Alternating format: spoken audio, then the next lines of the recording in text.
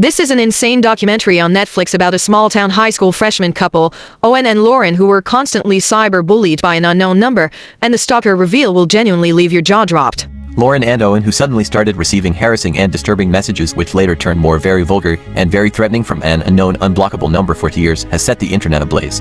It quickly hit #1 on Netflix's most watched list. Lauren was getting up to 40 to 60 messages per day, and it eventually caused her and her boyfriend Owen to break up. Her parents, friends and everyone was trying to investigate who was behind this, but it took the FBI joining to finally find out. Spoiler alert, it was her mother, Kendra, stalking her and saying some disgusting stuff to her own daughter, things like body shaming her, suicidal references and a lot of sexual things about her and her then boyfriend. What seems lost in these kind of documentaries is that there are traumatized children involved. There was no mental health expert interviewed and also downplayed the psychosexual issues of the mother. I hate that the interviewer allowed the perpetrator of the crime to pin herself as a victim to and not take accountability, making pathetic excuses like unresolved trauma.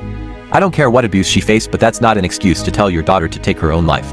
The fact that it was her all along and she kept pretending makes it more disturbing. I think one of the saddest part of the documentary is that Lauren is experiencing more like a Stockholm syndrome because she kind of refuses to see her mother for who she is and what has happened.